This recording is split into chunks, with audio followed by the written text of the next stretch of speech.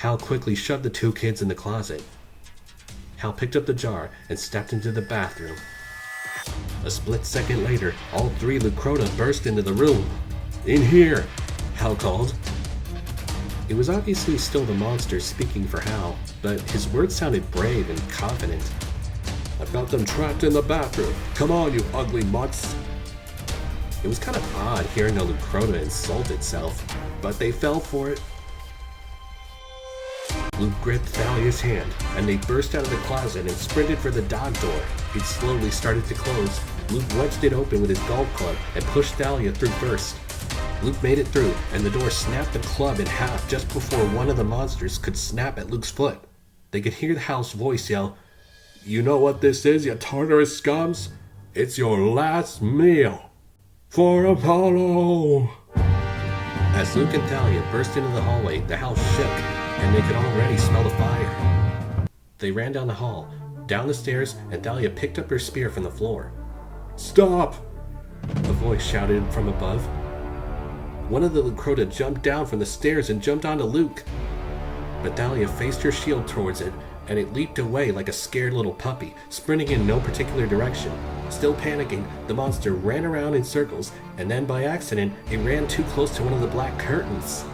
Like a spider catching a bug in its web, the curtains yanked at the monster and engulfed it completely. They heard a bunch of voices yelling, "Help! Help! Help! Help! Help! Help!" It was probably the voices of all the monster's past victims.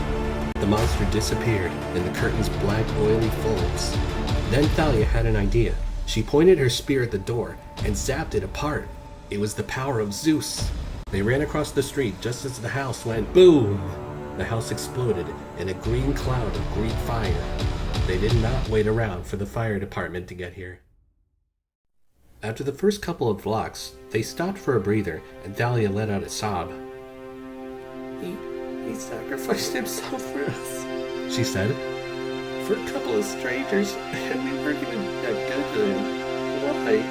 Why did he do that for us?" Instead of answering, Luke just stared at the dagger and diary, the only remains of Hal. Luke felt guilty for criticizing him for being a coward, even more guilty for not being able to save Hal. Luke wished he could have talked to him longer and find out more about what his future held. Sirens were screaming in the distance, which was their cue to go. The last thing they wanted was to be put in juvie or even foster care. They eventually found a local restroom to clean themselves up in. After that, well, they had no actual plan or any particular direction to go on. They just knew for sure they wanted to get out of Richmond as fast as possible and never bother coming back. They eventually stopped to rest next to an old red brick warehouse. "Maybe we could head for our old camp on the James River," Thalia suggested.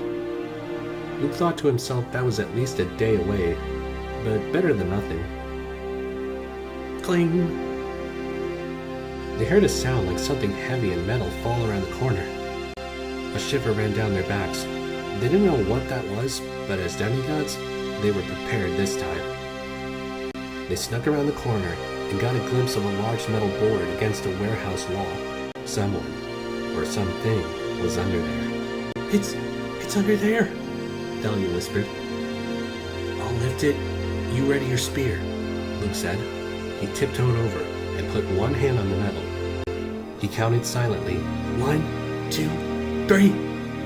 He lifted the metal, and a little girl flew at them with a hammer. But Luke grabbed her, and she dropped the hammer. He managed to hold her tight, but it was like trying to hold down a wild animal.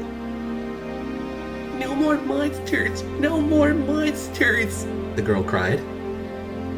"Whoa, wait, Thalia, put your shield away. You're scaring her," Luke told her. And so she did. "Hey, little girl," she said, sweeter than even Luke had ever heard. "It's okay. We don't want to hurt you." "Monsters!" "No, I swear we're not monsters," Luke said, "but we know a lot about them. We fight them sometimes too."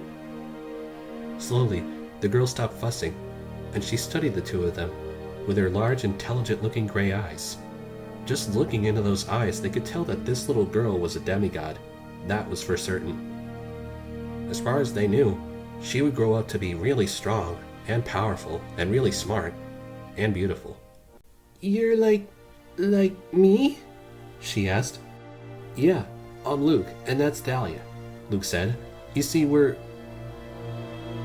Luke paused for a while.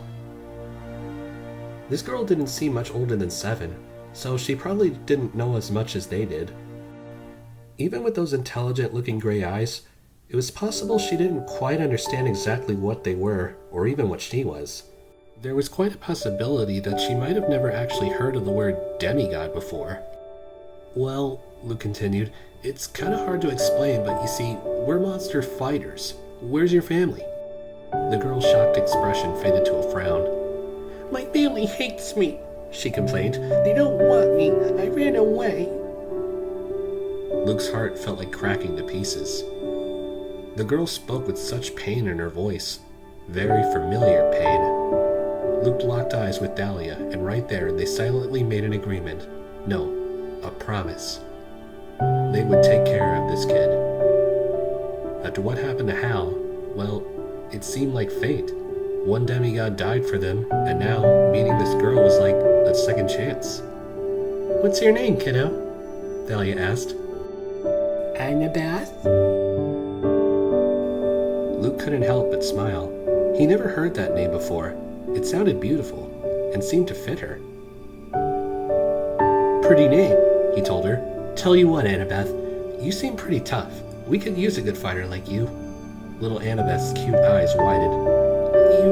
You could?" "Oh yeah," Luke said. "In fact, how would you like a real monster-slaying weapon?" He showed her the knife Hal had given him. "This is celestial bronze," he explained. "It works way better than a hammer." Under most circumstances, offering a weapon to a little kid may not have been the smartest thing. But this was different. This girl was a demigod, which meant you always needed a good monster-slaying weapon handy 24/7, which left normal rules out the window. "It doesn't do as much damage as a sword, but it can find weak spots," Luke said. "It takes the bravest and cleverest warriors to use a knife, and you seem pretty clever, Annabeth." "I am clever," said Annabeth. "Well, we better get moving, Annabeth," said Dahlia. "We have a safe house on the Dreams River. We'll get you some food." You're not gonna take me back to my family, are you?" Annabeth asked. "Promise?" "You're part of our family now," Luke told her. "And I promise you, I will never let anything hurt you ever. I won't fail you like our families failed us. Deal?" Little Annabeth smiled happily and said, "Deal." She hugged Luke, and he felt better than he had in years. "Well, come on. We can't stay put for long," Dahlia said. So the next thing they knew, they were camping somewhere out in the woods, and Luke took the first watch. He occupied himself by writing down the whole experience in Hal's diary. He couldn't stop thinking about Hal's predictions.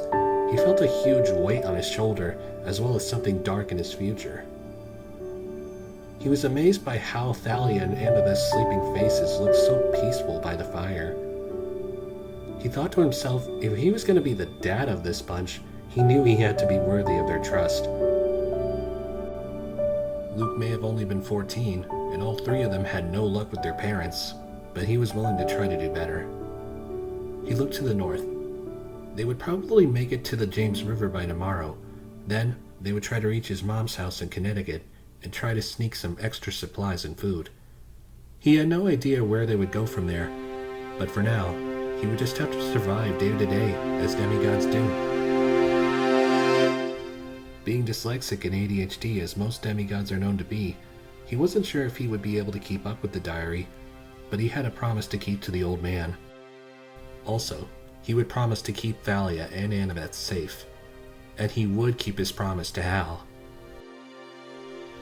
The last sentence he wrote in the diary for the night was, "Luke Castellan, signing off for now."